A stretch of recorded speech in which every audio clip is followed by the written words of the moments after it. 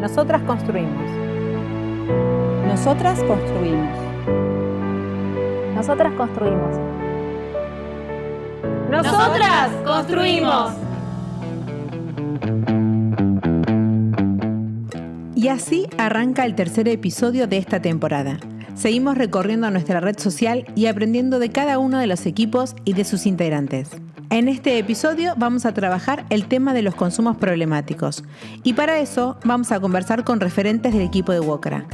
Les doy la bienvenida a Alejandra Hurwitz, coordinadora del equipo de prevención de consumos problemáticos, y a Germán Hack, integrante de este equipo y coordinador de salud mental de la red de atención primaria de nuestra obra social.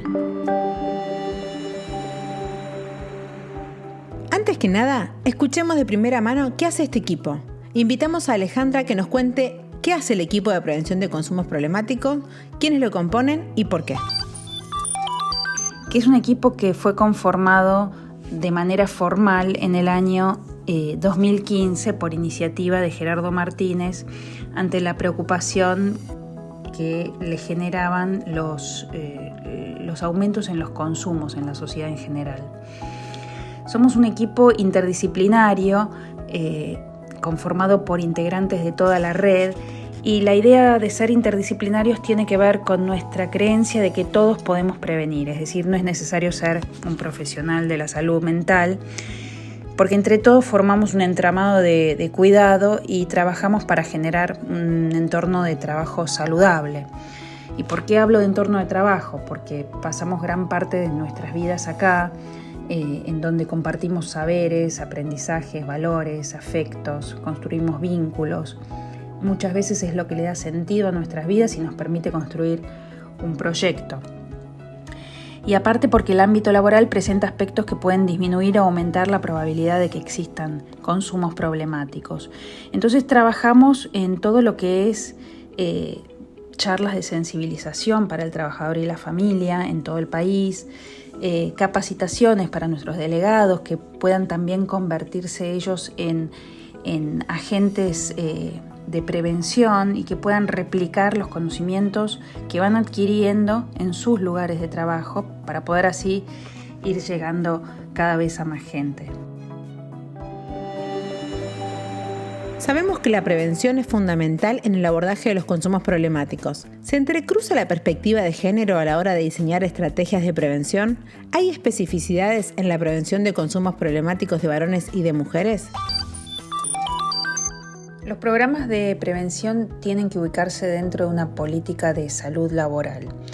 Y la idea de introducir la perspectiva de género es algo que se debe tener en cuenta por el hecho de que las mujeres y los hombres responden a condicionantes diferentes y por lo tanto la comprensión de la realidad requiere que sean separados los aspectos a analizar que condicionan a mujeres por un lado o a varones por el otro. La ausencia de una perspectiva de género, por ejemplo, contribuye a continuar invisibilizando el problema del consumo en las mujeres, que la mayoría de las veces aparecen pidiendo ayuda por los demás más que por sí mismas, aparecen como cuidadoras. Entonces es importante la prevención con este enfoque de género justamente para poder visibilizar el problema del consumo en las mujeres que también existe. En este sentido es importante trabajar desde la prevención para que la mujer pueda acercarse a pedir ayuda, no solo para los demás, sino también para ellas, tratando de desestigmatizar el consumo en la mujer y favoreciendo el acceso a los tratamientos y a los espacios de cuidado para ellas también. Gracias, Alejandra. Ahora le vamos a preguntar a Germán. Suele escucharse que las personas que atraviesan consumos problemáticos son mayoritariamente varones. ¿Coincidís con esta afirmación? ¿Cómo es la población con la que trabajan en relación con el género?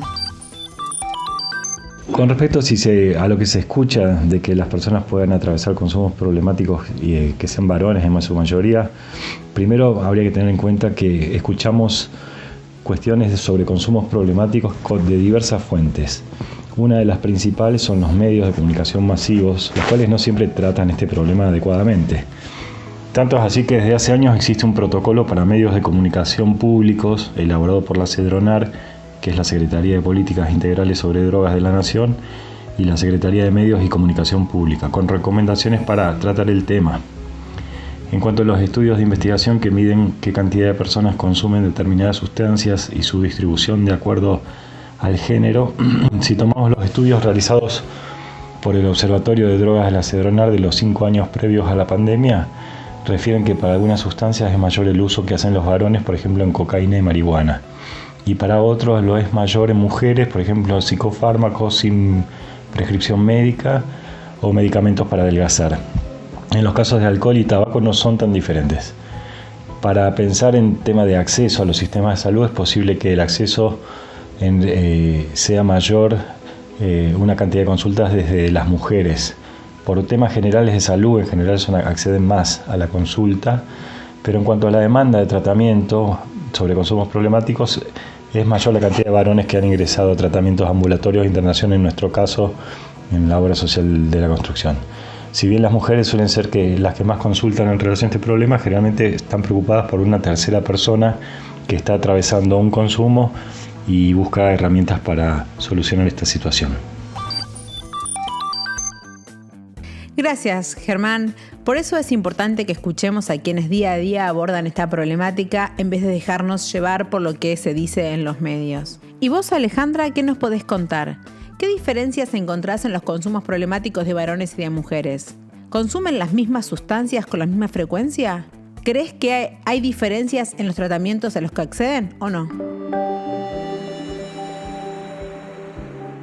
En lo que hace a los problemas de consumo, tener una perspectiva de género implica tener presente las diferencias que condicionan las motivaciones para consumir, los diferentes patrones, efectos, las consecuencias a nivel salud, a nivel social, a nivel personal. Existen entre varones y mujeres diferencias no solamente biológicas como el peso, la estatura, el funcionamiento hormonal o cerebral, sino también psicológicas y sociales como la crianza, los valores educativos transmitidos, el temperamento, los roles sociales, el tipo de sociedad en la que se está. Pero hay investigaciones que han permitido concluir que el comienzo del consumo de sustancias, por ejemplo, es más tardío en mujeres y que las mujeres consumen menor cantidad de sustancias que los hombres y se inclinan quizás más por sustancias legales como el alcohol o los psicofármacos, aunque los usen sin receta médica.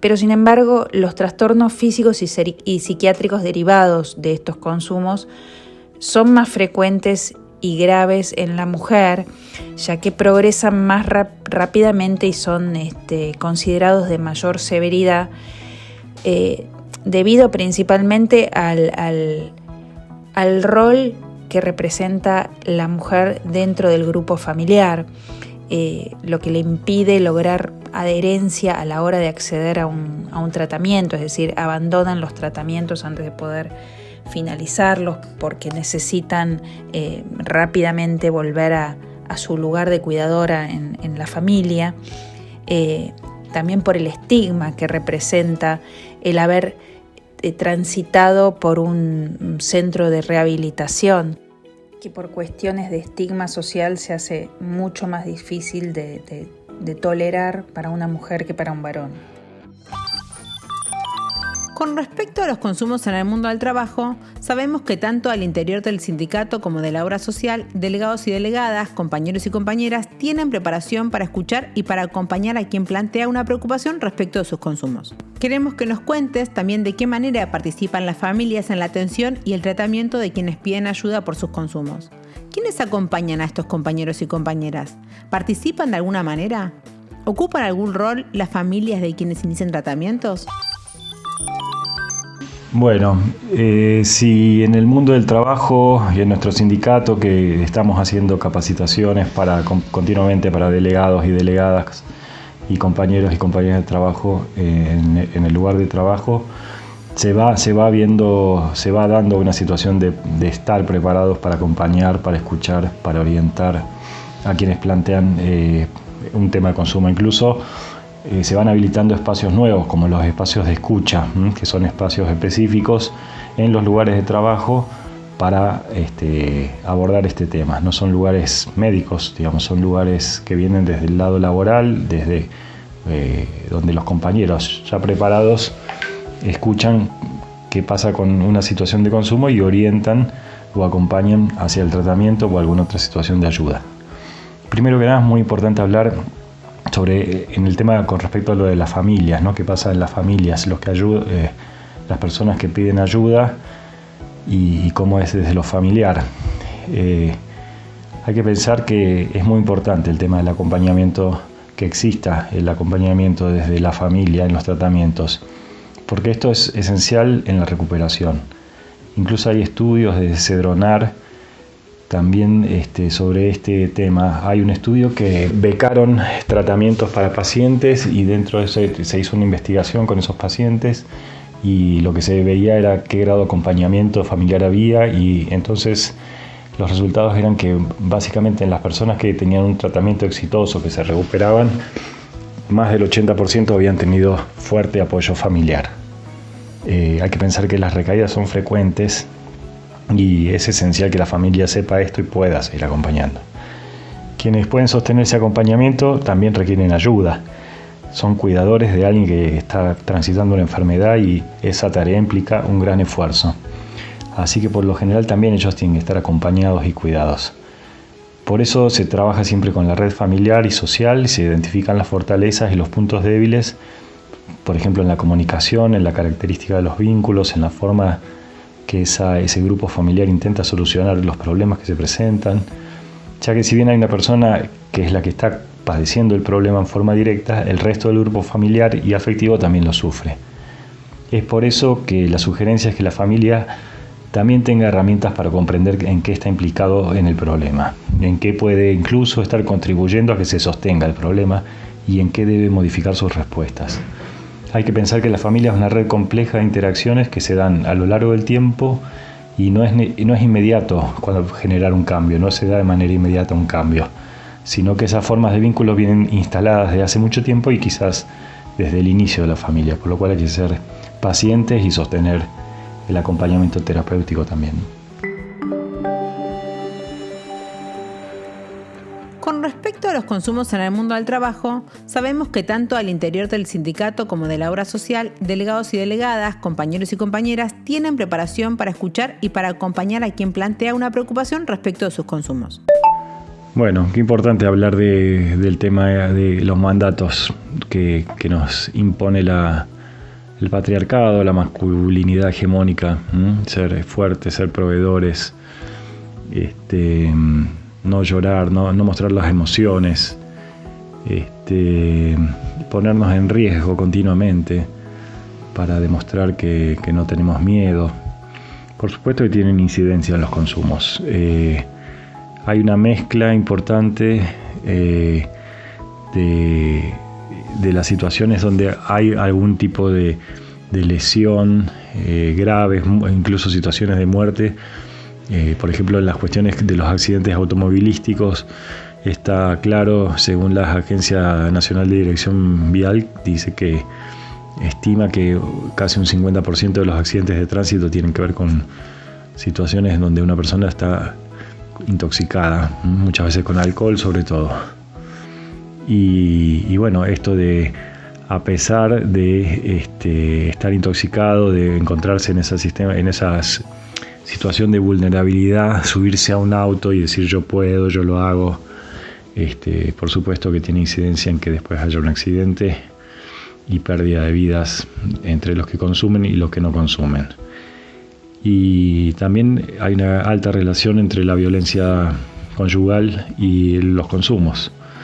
Así que esta cuestión de no poder poner el freno en cuanto a un impulso de violencia, por supuesto que si uno está intoxicado va a ser todavía más difícil que uno pueda frenar un impulso violento y y tiene mucho que ver que hay una gran asociación en estadística entre consumos, situaciones de personas que sufren o padecen alcoholismo o consumo de drogas y violencia. Así que por supuesto que es algo que hay que trabajar en forma conjunta, revisar cuáles son esos mandatos, por qué los seguimos, ver de qué manera modificarlos, y me parece que eso es una demanda social actualmente muy fuerte a la que hay que responder. Qué mochila pesada estos mandatos, ¿no? Nosotras siempre insistimos en que cuando hablamos de género no hablamos de problemas de las mujeres, sino de todas las personas en relación con lo que aprendimos que tenemos que ser o hacer. Y también insistimos en que no cuestionar estos mandatos nos afecta en la salud e incluso ponen en riesgo nuestras vidas. Escuchándote, podemos entender que también en los consumos problemáticos influyen los mandatos de la masculinidad y lo importante que es desarmarlos. Queremos preguntarles ahora, que ya nos acercamos al final de este episodio, qué factores de riesgo y qué factores protectores encuentran en los consumos problemáticos. ¿Algunos de ellos están vinculados con el género? Bueno, por supuesto que la diferencia de género en todo el sistema de salud hacen que haya una distinta respuesta, ¿no? Desde el sistema de salud hacia quién es el usuario. Y eso ya es un factor de riesgo porque hay una accesibilidad distinta en cuanto a si la persona que va a venir al consultorio es varón, es mujer o es trans, por ejemplo. Si la calidad de atención, sabemos que hay una brecha de atención muy importante en cuanto al acceso a los servicios de salud de parte de las personas que consumen. Por eso muchas veces hay otros modelos que no son de prestadores de salud, no es del sistema de salud en sí, sino quizás los modelos de los grupos de autoayuda, de narcóticos anónimos, de alcohólicos anónimos, incluso de las organizaciones religiosas que pueden ser quizás más continentes que el sistema de salud en una primera recepción del problema. Así que por supuesto que si hoy todas las políticas públicas en temas de salud se tratan de reconvertir a ser espacios más amigables con distintas poblaciones o colectivos sociales, hay que pensar en cuáles son los riesgos que enfrenta a alguien que va a ser mirado de otra manera, si es que no se trata bien esto del estigma que tiene el problema, de la discriminación. Las mujeres en general, en nuestra sociedad se espera que, hay mayor intolerancia en cuanto a sus consumos. Una mujer embriagada, en estado de embriaguez, se juzga de otra manera que un varón. En el varón es más tolerado, incluso en ciertos grupos es alentado que el varón consuma entre sus pares, que haga una exhibición obscena de ese consumo, que lo muestre, que se muestre descontrolado. Y entonces hace que haya diferencias en los consumos. Las mujeres quizás esos consumos los hacen más puertas adentro, en grupos más chicos, y también quizás ese sea un motivo de esto que hablábamos al comienzo, de que hay menor demanda de atención de parte de las mujeres. Quizás es un consumo de sustancias legales o estas como los tranquilizantes sin prescripción médica o el alcohol en dosis más pequeñas, de una manera más contenida, o sea que también va de acuerdo a la expectativa social. Así que me parece que los factores protectores habría que pensarlos, si algo protege más o no hoy a cada grupo social, a cada población, de varones, de mujeres, de otros colectivos, de cómo se percibe cada uno. Quizás lo que está funcionando de factor protector es esto de que hay una discusión social y hay políticas para cambiar este modo de atención que tiene el servicio de salud con cada colectivo. Entonces quizás eso funcione. Después, a nivel de los consumos, creo que los factores protectores siguen siendo los mismos para ambos grupos. Todo lo que tenga que ver con estimular la comunicación, las habilidades sociales. Si uno consume y va a consumir sustancias porque se quiere desinhibir, alentar a que esa desinhibición sea de otra forma, o que muchas veces el varón le cuesta mucho enfrentarse a situaciones donde tiene que exponerse, y entonces con una sustancia encima le es más sencillo. Es fácil esto de ver a los chicos que van al boliche con una previa para poder sentirse que ya están en capacidad de hacer cualquier cosa, podríamos estimularlo desde las casas a que la desinhibición no sea necesaria a través de una sustancia, ni tampoco esto de sentirse más relajados, que a veces cuentan, no fumo un cigarrillo de marihuana porque me quiero relajar. Bueno, los factores protectores deberían ir en que la sociedad genere en nosotros la capacidad de relajarnos, de divertirnos, de romper con las inhibiciones de una manera saludable, de tener hábitos saludables con el cuerpo, con la alimentación, que también es un consumo problemático en algunas ocasiones. Bueno, todo eso son factores de protección. Ya casi terminamos, pero antes de irnos queremos que nos cuenten cómo pueden hacer los compañeros y las compañeras que quieran saber más sobre este tema. ¿Dónde pueden encontrar el equipo de prevención de consumos problemáticos y cómo pueden contactarse?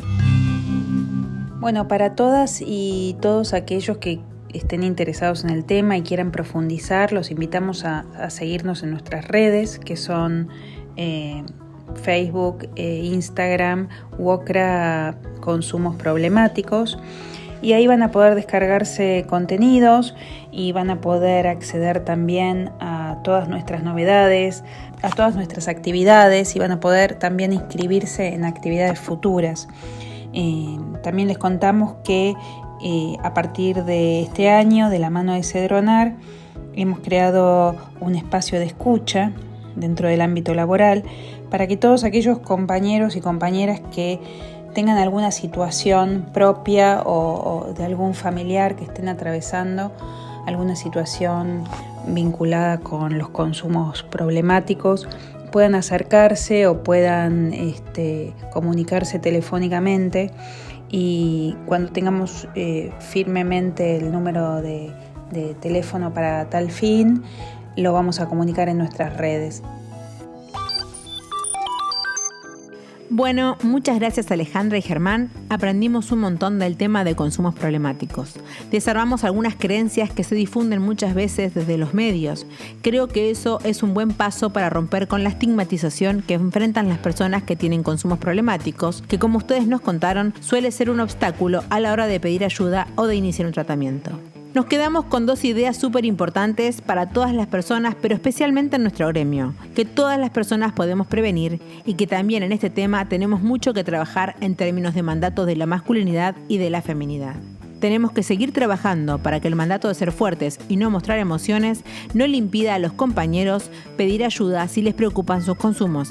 Y también tenemos que dejar de pensar que cuidarse y cuidar a los demás es solo cosa de mujeres. Así, llegamos al final del episodio número 3 de la segunda temporada. Si todavía no escuchaste los episodios anteriores, podés buscarlos en Spotify como Nosotras Construimos, en nuestra web mujeres.wocra.org y también en redes y en YouTube de WOCRA Medios. Hasta el próximo episodio.